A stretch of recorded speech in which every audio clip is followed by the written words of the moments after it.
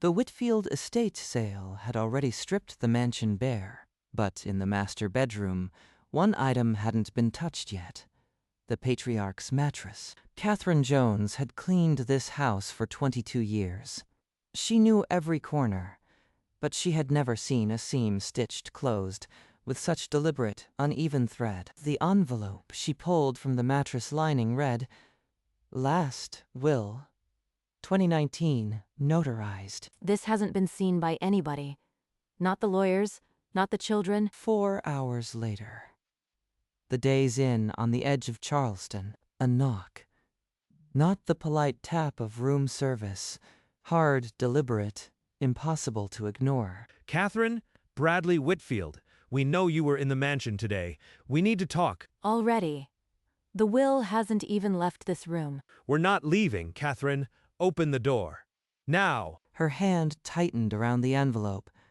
The one thing they wanted was the one thing she couldn't let them have. 6 hours earlier, the Whitfield mansion still smelled of old money and fresh regret. Frank Whitfield had died at 88, and his children had already filed the 1998 will. For 22 years, Catherine had cleaned those halls. She knew where the dust gathered and where secrets hid. The family's lawyer sent her to prep the master bedroom for the estate sale. That's when she saw the strange ridge in the mattress. That stitching is too deliberate. Someone wanted this buried. She sliced the seam and pulled out a sealed, yellowed envelope. "Last will, 2019, notarized."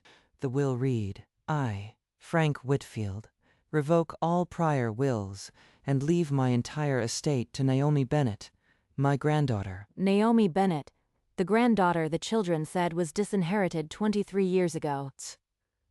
Catherine photographed every page. Her hands shook, but she got it all. She emailed the file to Patricia Lawson, the only lawyer she trusted. Then she locked the door of her motel room and waited. 4 hours later, the knock came. They won't leave. And if I open that door, I lose the only copy. Her phone buzzed. Patricia Lawson. Catherine pressed it to her ear. Voice dropped to a whisper. "Catherine, that will is a bomb. Do not let them touch it. Bring it to my office tonight." They're at my door right now. Patricia, the Whitfield children. Then get out the back if you can. Whatever you do, don't hand it over. I am on my way to the office now. Catherine, open this door. We're not playing games. Catherine slid the will under the mattress, unhooked the chain, and opened the door a crack. Bradley shoved it the rest of the way. Behind him, Victoria Whitfield stepped in, like she owned the carpet. Charles trailed, already sweating. "Let's make this quick. We know what you found. We're here to offer you a way out." Charles clutched a manila envelope to his chest. Cash, Catherine guessed, but 3 against 1 in a cramped room. She'd never felt more alone. $25,000. Catherine, hand over the will and any copies. Walk away. 25,000 to bury a $40 million truth. That's all my silence is worth. Frank sewed that envelope into the mattress himself. You want me to pretend I never found it? You are a housekeeper. This money could buy you a real home. Don't be foolish. And Naomi Bennett? The granddaughter Frank remembered? She just stays erased? Naomi is nobody. She was disinherited. That will is a fake. It's notarized, sealed, hidden where none of you ever bothered to look. We can bury you before that paper ever sees a courtroom. Think about that. Get out. Take your money. I won't sell out Frank's conscience. They left, but the threat clung to the room like humidity. Catherine locked the deadbolt, hugged the will, and called Patricia. "Catherine, listen to me. Get in your car and bring that will to my office right now. Don't wait until morning." Catherine tucked the envelope inside her coat and drove through empty Charleston streets.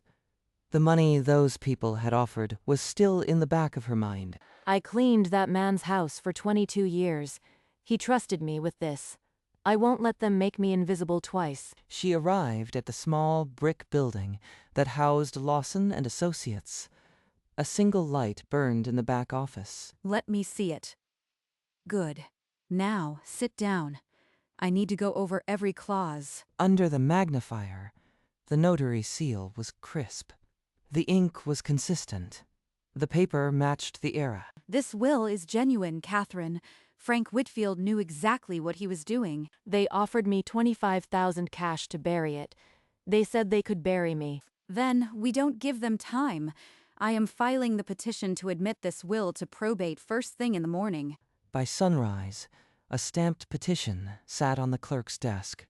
The Whitfield dynasty had a new problem: a housekeeper who refused to be invisible. Within 48 hours, the Whitfields' lawyers filed a flurry of objections: forgery, undue influence, lack of capacity. The battle had gone public. The Charleston Gazette ran the first headline: "Housekeeper claims dubious will." Catherine's face was beneath it, plain as a mugshot. They're making me look like a thief. All I did was find a piece of paper Frank wanted hidden. That's the play. Make you look greedy so a judge doubts your motives. Don't let them rattle you. What if the judge believes them? I am nobody. They have money, lawyers, connections. You are a human being with the truth. The will is real. We stay steady. Another article appeared: "Whitfield heirs fight back." Anonymous sources called Catherine a disgruntled employee who had been passed over for a raise. Money, lawyers, connections, and all I've got is a yellowed envelope. But it's enough. We don't need their money. We need Frank's signature. That's our weapon. Nothing they print can erase it. Catherine nodded, but the weight of public scorn pressed on her harder than the cash ever could. She trusted Patricia, and she held on. The will says Frank's granddaughter Naomi gets everything, but the heirs claim she was cut off.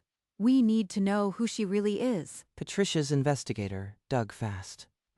Naomi Bennett was a Charleston public defender, well regarded, but her birth record listed only a mother. Mother's name, Rose Martin. No father listed. That name mean anything to you? Rose Martin, my older cousin Rose, who cleaned Frank's house in '77 and vanished from our lives. Catherine remembered the whispered stories. Rose left the Whitfield estate abruptly in 1978, pregnant and silent, and died 2 years later, never naming the father. Rose was my family. She worked for Frank around the time Naomi would have been conceived. If Naomi is Frank's biological daughter, this will isn't just a legal document, it's a confession. He was trying to set things right. That makes Naomi my first cousin once removed. My blood, and I never knew. Patricia picked up the phone and ordered a full document search: birth certificates, employment records, anything that could tie Rose to Frank. For 48 years, I've been cleaning their secrets. Now one of them is mine. 3 days later, the birth certificate landed on Patricia's desk. Naomi Bennett, born 1978. Mother Rose Martin, father blank. Employment records confirmed it. Rose Martin worked as a Whitfield housekeeper from 1976 to 1978, leaving abruptly in her 5th month of pregnancy. She was thrown out because of the baby. Frank's wife must have found out. Frank didn't hide this will to hurt his children. He hid it to protect Naomi. The timing, right after his wife died, he was finally free. Catherine stared at the document. The truth was in ink. Her cousin Rose and Frank Whitfield had a child, and that child was the rightful heir. I've been fighting for a stranger, but Naomi isn't a stranger. She's my blood. Frank used that mattress like a time capsule. He knew one day someone would find it, and that someone was me. Rose was forced out, silenced, dead within 2 years. The will was Frank's whispered apology, stitched into fabric because he couldn't speak it aloud. Then we make sure it's heard. This isn't just a probate case anymore. It's a reckoning. The evidence was locked in. The next step was a courtroom, where the Whitfield name would finally face the truth. That night, Catherine sat alone with a photograph she hadn't touched in decades: Rose Martin at 19, before the Whitfield house, before the silence. They erased Rose, paid her off or threw her out. Now they want to erase Naomi too. That mattress wasn't just hiding a will. It was hiding the truth that a black woman's child mattered just as much. She dried her eyes and called Patricia, not for comfort, for strategy. She was done being invisible. Patricia, I am going to testify. Not just about the will, about Rose, about what Frank did and why. That's risky. They'll call you biased. But if we show Frank's intent was to atone, it could seal the case. Are you ready? I've been ready for 48 years. Let them see me now. For the next 2 days, Patricia grilled her like a hostile witness. Every question sharpened Catherine's answers, until nothing could shake her. This is for every woman who cleaned their homes and was never called by name. Rose will speak through me. The hearing date was set. Catherine folded the will gently, tucked it into her coat, and walked toward a courtroom that would never forget her name. On the morning of the hearing, the Charleston courthouse steps were jammed with reporters. Catherine walked beside Patricia, coat buttoned tight over the will. They're already inside. Bradley's got that smirk. Don't look at them. Look at me. There she is, Naomi Bennett, sitting in the third row like she belongs nowhere. The woman had Rose Martin's jawline and the same deep-set eyes. Catherine felt her breath catch. She doesn't know. She has no idea her whole life is about to change. The housekeeper actually showed up.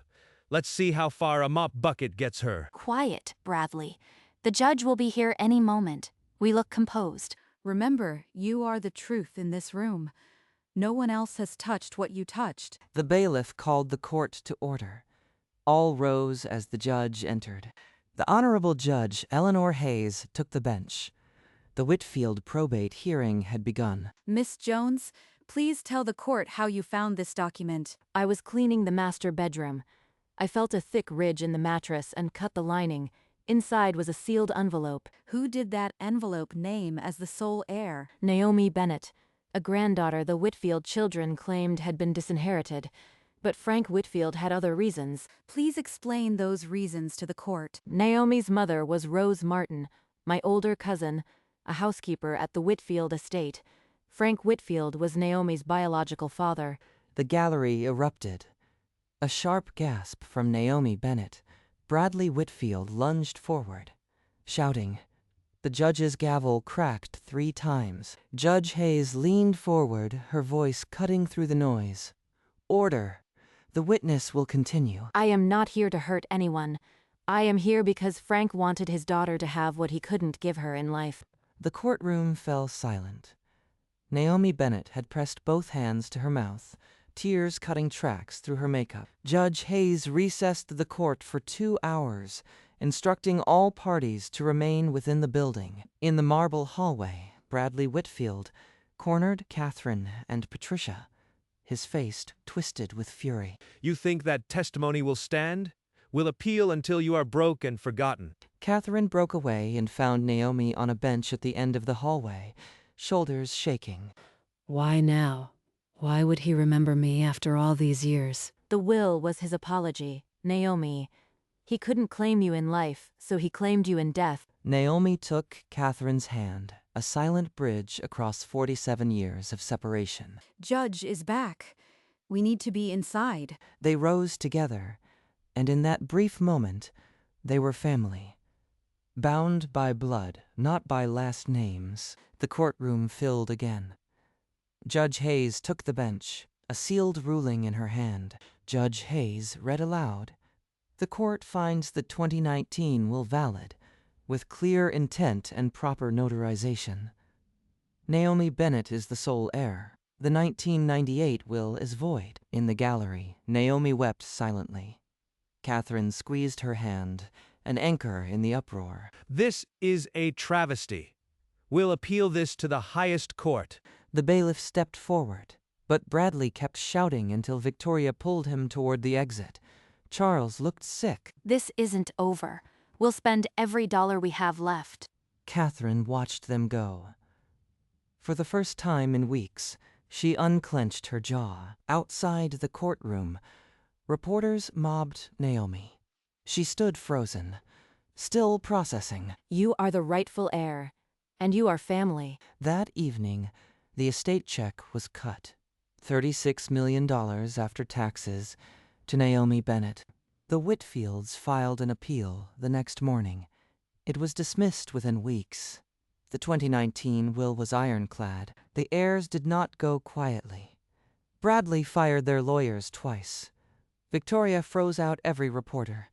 Charles took to his club and stayed there. Within a month, only the marital assets remained theirs, a fifth of the estate, locked in trusts they couldn't touch without unanimous agreement. The Charleston Gazette pivoted.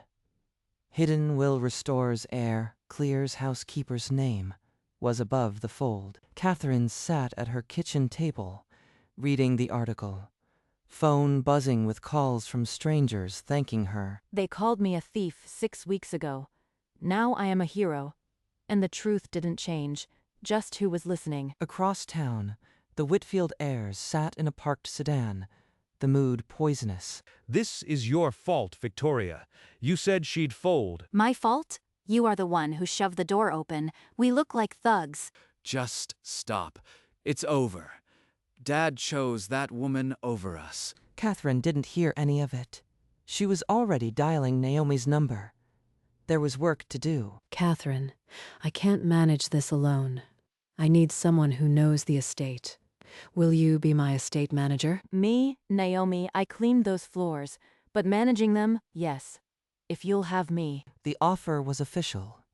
6 times her former salary, full health benefits, a staffed cottage on the estate grounds. 2 weeks later, she moved out of the cramped apartment she'd lived in for decades. The cottage was simple but private. A front porch, a garden, and a key that opened every door in the main house. On her first morning as estate manager, Catherine walked through the front door not as a cleaner, but as a keeper. For 22 years I walked through the back. Today I use the front. She hired a staff that reflected the community, including the daughter of another former housekeeper. By the end of the first week, the estate was running not on old money, but on new purpose. Catherine kept a photo of Rose on her desk. Every morning she looked at it and remembered why she stayed. Naomi, the mattress belongs in a museum. People should see where Frank hid his truth. Then let's give it to them. The whole story, not just the paper. The museum cleared a small room. The mattress, with its torn lining, was placed on a low pedestal. The will went under glass beside it. A small ceremony was held.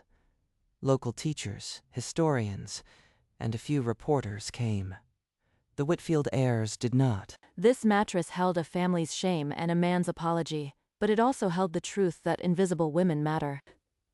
My father couldn't claim me in life, but he stitched my name into a place he knew someone would find. A simple brass plaque read, "Secrets, sewn into history." In this mattress, a truth waited 6 years to be found. After the guests left, Catherine stood alone before the display. She touched the glass, thinking of Rose. You are home, Rose.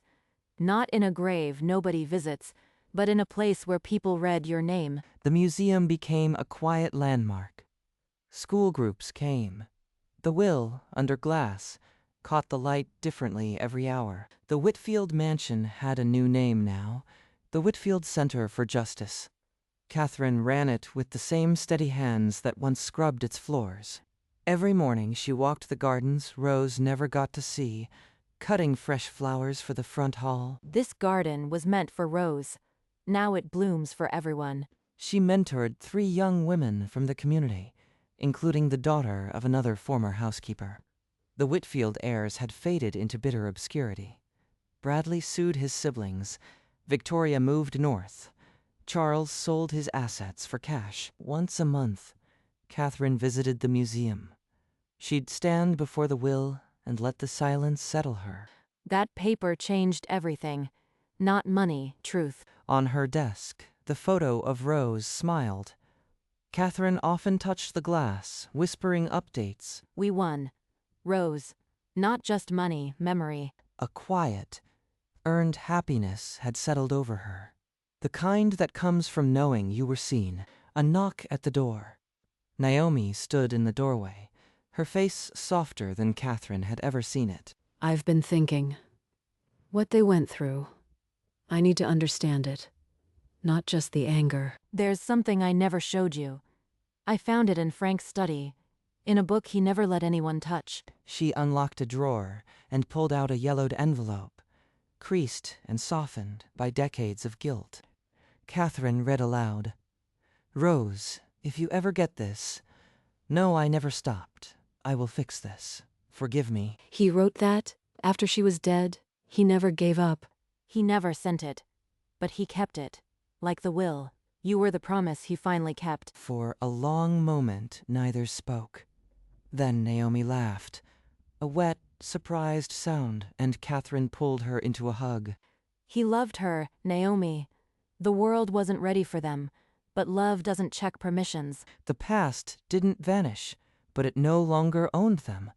In that sunlit office, two women were finally allowed to be family. The museum display became a quiet landmark. School groups filed past, teachers reading the plaque aloud. The plaque read, "In this mattress, a truth was sown for 6 years. When it was found, it changed a family. Sometimes, Catherine came alone. She would stand in the quiet, her reflection caught in the glass." You are still changing things, Rose. Every child who reads that plaque learns your name. She touched her teal headband, the one she'd worn the day she found the envelope, and smiled. The mattress, with its jagged tear, told the story wordlessly. The will under glass caught the light, ink still sharp. This was no longer a secret. It was history. Catherine turned to leave, her shoulders easy, her steps sure. The mansion, the museum, the garden, all the same story now. Some truths wait patiently. They wait for the right hands to find them, and when they're found, they don't just change a family. They rewrite what a city remembers. Back at the Whitfield Center for Justice, Catherine sat at her desk as the afternoon light mellowed to gold. She looked at Rose's photograph, the one she'd stared at in that motel room, and smiled softly. Every day I pick up the phone and call her, not because I am worried, but because we're finally family, and it feels good.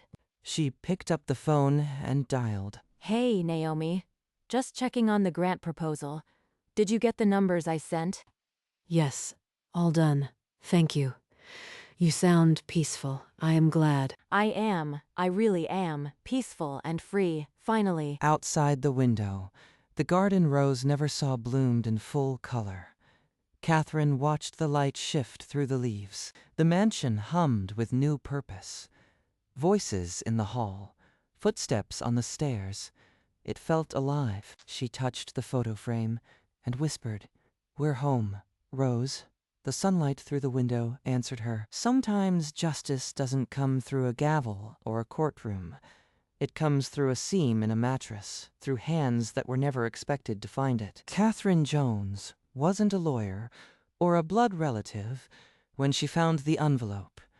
She was a woman who paid attention. That envelope held $40 million and a family secret sewn into fabric because the truth was too heavy to speak aloud. The will, the mattress, the bloodline, they weren't coincidence.